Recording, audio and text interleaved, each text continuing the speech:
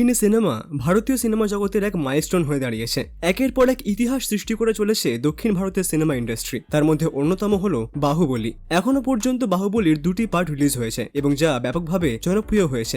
আপনাদের জানিয়ে রাখি 2024-এ এই মানে আর কয়েক মাস পরেই আবার আসছে বাহুবলী 3, আর তার বাজেট নাকি পার্ট 1 আর পার্ট 2 এর থেকেও বেশি হবে। তবে আপনি জানেন কি যে কিভাবে শুটিং হয়েছিল এই বাহুবলীর প্রথম 2টি মুভির? বন্ধুরা, আজকের এই ভিডিওতে আপনাদের সেই শুটিং এর দৃশ্যগুলি দেখাবো। তো চলুন আর দেরি কিসের, শুরু করা যাক। বাহুবলী সিনেমাটি তৈরি করতে মোট খরচ হয়েছিল 180 কোটি টাকা। তবে অবাক হওয়ার বিষয় হচ্ছে এই সিনেমাটি আয় করেছিল প্রায় 680 কোটি টাকা। সবচেয়ে অবাক করার বিষয়টি হলো বাহুবলী সিনেমাতে প্রায় 4500-টিরও বেশি ভিএফএক্স ও সিজিআই শুটিং ব্যবহৃত হয়েছে, যা এই সিনেমাটিকে একটি অন্য মাত্রা এনে দিয়েছে। জলের নিচের দৃশ্য থেকে শুরু করে পাহাড়ে ওঠার দৃশ্য, বাইসনের সঙ্গে লড়াই করার দৃশ্য, নায়িকার হাতে সাপ ছেড়ে দেওয়ার দৃশ্য, প্রায় সব ক্ষেত্রেই এতটা উন্নত মানের ভিএফএক্স ব্যবহার করা হয়েছিল যে দর্শকদের কাছে তা কোনোভাবেই তা নকল বলে মনে হয়নি। বাহুবলী সিনেমার সেই বিখ্যাত ঝর্ণা দৃশ্যটি মনে পড়ছে? সেই জলপ্রপাতটি হলো ভারতের কেরালা রাজ্যে অবস্থিত অথিরপল্লী জলপ্রপাত। সিনেমায় এই জলপ্রপাতে বরফ দেখা গেলেও আসলে এখানে তেমন কিছুই ঘটে না। তবে আপনাদের বলে রাখি, এই জলপ্রপাত এলাকায় শুটিং এর সময় হয়েছিল এক কাণ্ড। শুটিং চলার সময় শুরু হয় ভারী বৃষ্টি, ফলে বেশ লম্বা সময়ের জন্য বন্ধ হয়ে গিয়েছিল শুটিং এর কাজ।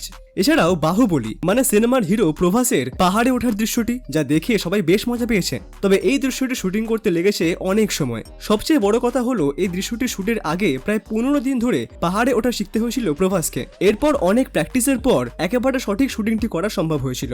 এই সিনেমার অধিকাংশ শুটিং করা হয়েছিল গ্রিন স্ক্রিন এবং ব্লু স্ক্রিনের মাধ্যমে। এরপর এডিটিং, ভিএফএক্স এবং সিজিআই পদ্ধতির মাধ্যমে সেই সমস্ত শুটিং এর ব্যাকগ্রাউন্ড পরিবর্তন করা হয়েছিল যাতে তা একেবারে সত্যি বলে মনে হয়। এছাড়া বাহুবলী সিনেমার সেই বিখ্যাত মহেশমতির মহলের কথা মনে পড়ছে? তবে জানেন কি, আসলে এই মহলের কোনো রকম অস্তিত্বই নেই। শুধুমাত্র শুটিং এর কাজের জন্য যতটুকু প্রয়োজন ততটুকুই এই মহল তৈরি করা হয়েছিল। বাকি গোটা অংশটা ভিএফএক্স এবং সিজিআই এর মাধ্যমে তৈরি হয়েছিল। এরপর এই সিনেমার একটি দৃশ্য হলো যখন সিনেমার অভিনেত্রী তামান্নাকে দেখার পরেই অভিনেতা প্রভাস একটি পর্বত থেকে আরেকটি পর্বতে ঝাঁপ দিয়েছিলেন। আসলে এই দৃশ্যটি শুট করা হয়েছিল রামোজি ফিল্ম সিটির ভিএফএক্স স্টুডিওতে। এছাড়াও এই দৃশ্যের বাকি শুটিং, যেমন অভিনেত্রীকে ঘিরে থাকা হাজার হাজার প্রজাপতি, এই সবকিছুই গ্রাফিক্স এর মাধ্যমে তৈরি করা হয়েছিল।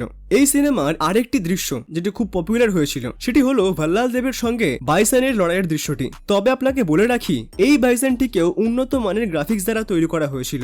এই দৃশ্যটি শুটিং করা হয়েছিল রামোজি ফিল্ম সিটিতেই। শুটিং এর সময় কৃত্রিমভাবে তৈরি করা বাইসনের একটি মাথাকেই কেবলমাত্র ব্যবহার করা হয়েছিল, যা সিনেমায় লড়াইয়ের মুহূর্তে দেখা গেছে। এরপর এই দৃশ্যটিকে আরো বেশি সঠিক এবং পরিণত করার জন্য ভিএফএক্স, সিজিআই ও গ্রাফিক্সের সাহায্য নেওয়া হয়েছিল। আসলে এই দৃশ্যটিকে যে কৃত্রিমভাবে তৈরি করা হয়েছিল তা প্রথম দিকে কোনো দর্শকই দেখে বুঝতে পারেননি। প্রত্যেকে ভেবেছিলেন যে লড়াইটা হয়েছিল একটি আসল বাইসনের সঙ্গে। এই সিনেমার সবচেয়ে শক্তিশালী দৃশ্যের কথা আপনার মনে পড়ছে? হ্যাঁ, আমি সেই দৃশ্যের কথাই বলছি, যখন সিনেমার নায়ক প্রভাস নিজের কাঁধে তুলে নিয়েছিলেন বিশাল ভারী ওজনের এক শিবলিঙ্গকে। আপনাদের জানিয়ে রাখি, এই শিবলিঙ্গটি মোটেই ভারী পাথরের ছিল না। আসলে এই শিবলিঙ্গটি তৈরি করা হয়েছিল অত্যন্ত হালকা এক পদার্থ দিয়ে, যা খুব সহজেই যে কেউ হাতে তুলে নিতে পারবে। কিন্তু দেখে প্রত্যেকেরই মনে হয়েছে, আরে বাহ, প্রভাস তো কামাল করে দিয়েছে, তাই না?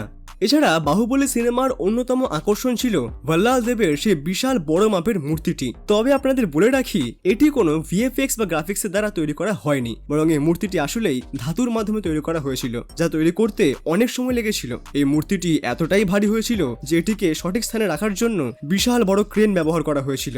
এ তো গেল ভিএফএক্স শিল্পীদের কঠোর পরিশ্রম। তবে এর আগে সিনেমার বিভিন্ন দৃশ্যে দেখানো বিভিন্ন বস্তু, যেমন গোটা মহল থেকে শুরু করে হাতি, অস্ত্রশস্ত্র, সবকিছুই ডিজাইন করা হয়েছিল।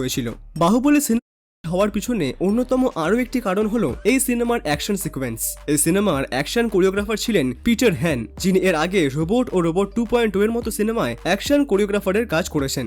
সিনেমার প্রতিটি অ্যাকশনের দৃশ্যকে দর্শকদের কাছে সঠিকভাবে তুলে ধরার জন্য প্রভাস থেকে শুরু করে কাটাপ্পা মামা, ভাল্লাল দেব, সকলের অ্যাকশন তিনিই বানিয়েছিলেন। বন্ধুরা, আজকের দিনে দাঁড়িয়েও বাহুবলী সিনেমা বহু মানুষের প্রিয় সিনেমা হয়ে রয়েছে, আর এই সিনেমা মানুষ বারবার দেখতেও পছন্দ করেন। আচ্ছা বন্ধুরা, বাহুবলী সিনেমার আপনার সবথেকে বেশি পছন্দের দৃশ্য কোনটি? নিচে কমেন্ট করে অবশ্যই জানাবেন। আর এই ভিডিওটি ভালো লাগলে অবশ্যই লাইক এবং শেয়ার করবেন। ধন্যবাদ।